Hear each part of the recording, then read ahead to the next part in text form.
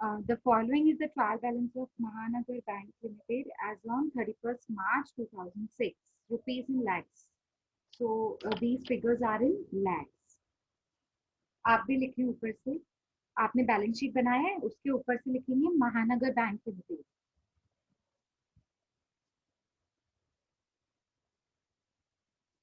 महानगर bank limited. और next line पे आपने लिखा होगा बैलेंस शीट एज ऑन. अब उसको पूरा कर दीजिए. Balance sheet as on 31st March 2006. अब आ जाइए नेक्स्ट फॉर्मेट जो आपने बनाया होगा पीएनएल का. प्रॉफिट एंड लॉस अकाउंट आपने बनाया होगा, उसमें ऊपर से लिखिए profit and loss account for the year ended 31st March 2006. अब आपने शेड्यूल 1 से लेकर शेड्यूल 16 तक ऐसे 16 शेड्यूल्स बनाए होंगे. ठीक है, उसके ऊपर आप एक बार लिखेंगे महानगर बैंक लिमिटेड और फिगर्स इन लैक्स. ये फिगर्स इन लैक्स आपको बैलेंस शीट के ऊपर भी लिखना है, पीएनएल के ऊपर भी लिखना है. बैलेंस शीट के यहाँ पर भी लिखिए figures in lakhs. Profit and loss account के यहाँ पर भी लिखेंगे फिगर्स इन लैक्स. ठीक है,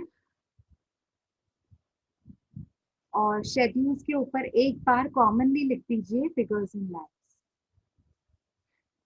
okay, shall we start?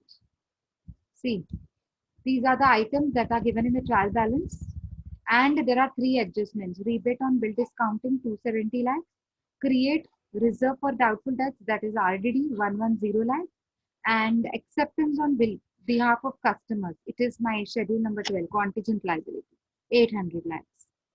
You are required to prepare profit and loss account for the year ended 31st March 2006 and balance sheet as on that date. Okay, and the question is over. So let us begin with this question with one item. हम लोग जैसे हमेशा एक एक item को schedules में पहले show करते हैं, उसके बाद जब टोटल करके फाइनल फॉर्मेट में लेते हैं. Same way we have to do. ठीक है, one by one we will show the items in the schedules, respective schedules.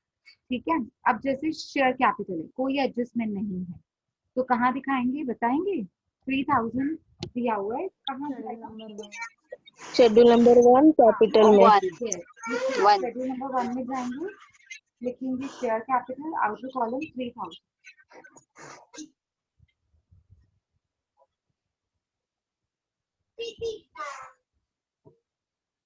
Done.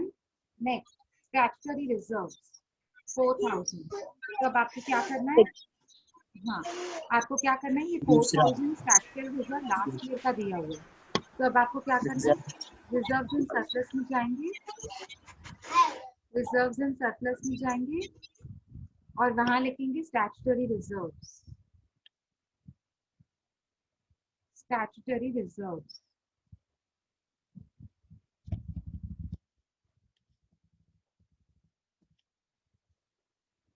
Inner column में लिख दीजिए 4000, इनर कॉलम. क्योंकि ये लास्ट ईयर का स्टैट्यूटरी रिजर्व हो सकता है ना, अभी करंट ईयर को तो हम कैलकुलेट करेंगे. ठीक है, तो उसमें ये ऐड कर देंगे फिर. Is it clear?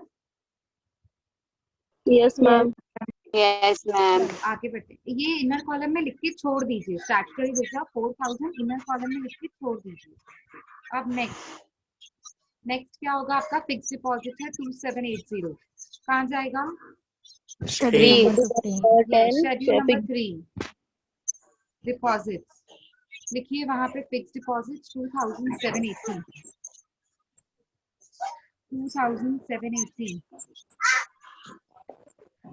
आप बोल के म्यूट कर दो सारे. वैशाली, सुमन बेटा बोल के फिर म्यूट कर दो, ठीक है ना.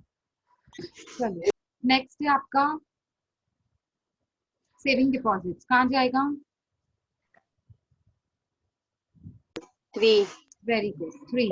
लिखिए 3 में saving deposit and the amount is 4200 outer column. Next current account 3740। अब आप ये देखिए कि डेबिट में दिया हुआ है कि क्रेडिट में दिया हुआ है। नहीं, सुमन रॉन्ग आंसर दे रहे हो आप। पहले आपको ये देखना है कि क्रेडिट में दिया हुआ है कि डेबिट में दिया हुआ है। अगर डेबिट होगा तो एसेट्स में जाएगा, और अगर क्रेडिट में दिया हुआ है तो लाइबिलिटीज। 3740 क्रेडिट में दिया हुआ है, मतलब ये आपके पास लोगों ने करंट अकाउंट ओपन किए हैं। Just as same like deposit, similar to deposit, उसी को तो कहते हैं करंट अकाउंट। करंट डिपॉजिट भी तो होता है। तो इट इज 3740 का deposit that people have open with you. People have opened with you. समझ में आ रहा है? You don't have any account with another banks, such as current account. You don't have any bank account with other banks. This is the account that people have deposited money with your bank. 3,740 rupees. Okay. तो ये आपका deposits में जाएगा schedule number 3 में। 3,740 outer column. Schedule number 3. Next, cash in hand. Cash in hand. Schedule number 7. Very good. Schedule number 7. 290 outer column. Cash with RBI. 6. Schedule. Okay. Schedule number 6. Very good. Schedule number 6 outer column. Cash with RBI 420. Cash with RBI schedule number 6 में जाते हैं। ठीक है। Interest and discount अभी credit में दिया हुआ है, क्रेडिट में मतलब ये इनकम है मेरी। ठीक है, इंटरेस्ट एंड डिस्काउंट अर्नड है, ये earned. So write down schedule number. Tell me. 13. Yes. So it is interest and discount together. Interest and discount together 3,000. So adjustment is given. No rebate on bill discounting 270. Rebate on bill discounting is deducted from discounts of schedule number 13. So interest and discount, you have to write it in the inner column 3,000. Write it. Write it in the schedule number 13. Write down interest and discount. Inner column 3,000. Less rebate on bill discounting 270. Inner column. Less rebate on bill discounting. See adjustment number 1. Rebate on bill discounting 270 rupees. I mean 270 lakhs है वो, but अभी हमने ऊपर figures in lakhs commonly लिखा हुआ है, तो हम क्या करेंगे 3,000 में से 270 माइनस कर देंगे। So what is my net figure?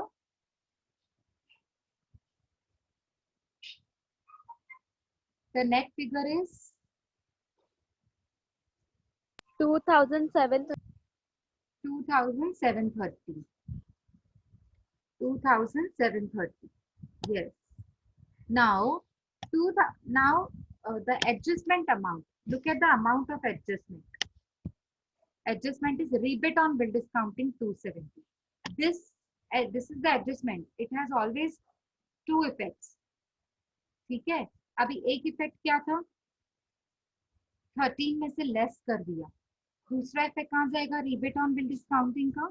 Schedule number 5. Very good, very good, you remember no, very good. Divya आपने एनोटेशन कर दिया, स्क्रीन पे एनोट कर रहे हो बेटा, आप थोड़ा ध्यान दीजिए ना। चलो आगे बढ़ते हैं। रीबेट का सेकंड इफेक्ट दिखाएंगे। शेड्यूल नंबर 5 निकालिए और सब म्यूट कर दो। वैशाली बेटा आंसर देके म्यूट कर दीजिए। ओके चलो शेड्यूल नंबर 5 निकालो। लिखो rebate on bill discounting outer column 270। 270, हाँ 2730 वाला अमाउंट नहीं दिखाना है, जो एडजस्टमेंट वाला अमाउंट होता है ना उसका सेकंड इफेक्ट दिखाते हैं हम। आई बात समझ में? रीबेट हो गया। अब आगे बढ़े। इंटरेस्ट एंड डिस्काउंट के बाद क्या है? Commission and brokerage. कहाँ जाएगा ये? Schedule number 14. 14 very good. मतलब अभी यहाँ पे पीएनएल और बैलेंस शीट एक साथ है, तो आपको समझना पड़ेगा ये इनकम है कि लायबिलिटी है, एसेट है कि एक्सपेंसिव। तो 4 टोटल चीजें दी हुई रहेंगी, आपको समझना है। कमीशन एंड ब्रोकरेज मेरी इनकम होती है, क्रेडिट साइड दी हुई है ना, ठीक है। तो 500 आप डालेंगे शेड्यूल नंबर 14 के आउटर कॉलम में। Schedule number 14 outer column 500। Next, interest on fix deposit, interest on saving deposit, interest on Schedule number deposit. Schedule number 15 Schedule number 15 interest expanded. हाँ, इंटरेस्ट Expended. एक्सपेंडेड में जाएगा।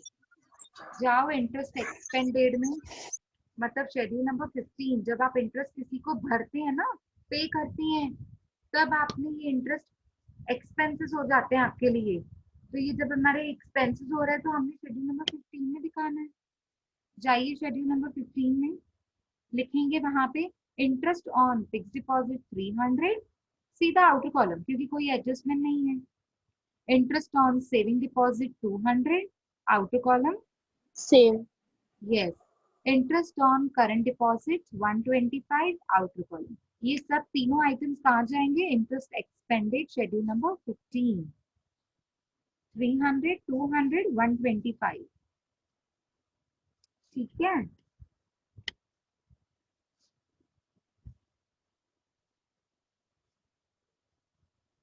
Yes, हो गया, done. यहाँ तक लिखा सबने, आगे बढ़े। ओके, सैलरीज एंड, ये देखिए यहाँ पे सैलरीज एंड अलाउंसेस 1010 कहाँ जाएगा? 16 में 16 6 भी है, very good. operational operating expense. पूरा ऑपरेटिंग नीचे आएगा 6 तक। हाँ, 38 ये से देखो, एक मिनट देख लीजिए यहाँ पे, आप म्यूट करके एक मिनट देख लीजिए। सुमन ने शॉर्टकट वे में बता दिया मुझे, very good. Salaries and allowances, rent, insurance, postage, printing stationery, audit fees, depreciation, यहाँ तक डेप्रिसिएशन तक सब कहाँ जाएगा? शेड्यूल नंबर 16 में जाएगा, मतलब ऑपरेटिंग एक्सपेंसेस। लिखिए सब शेड्यूल नंबर 16 में लिखते जाइए। Salaries and allowances, outer column 1010 rupees, that is 1010. Rent and insurance 40, outer column 40. Postage, outer column 90. Printing and stationery, outer column 700. आप एक बार चेक भी कीजिए वो सीक्वेंस बराबर है ना, अमाउंट और जो आप वर्ड जो आइटम्स लिख रहे हैं। Audit fees 40, outer column, and depreciation is 330, outer column. Is it correct? Is it correct? और कोई एडजस्टमेंट नहीं है, ये जो हमने आइटम्स अभी लिखे ना, देखो हमने पहले ही एडजस्टमेंट्स पढ़ लिए थे, इन पे कोई भी एडजस्टमेंट्स नहीं है। Okay, is it clear everyone? हाँ ना, कुछ तो बोलो।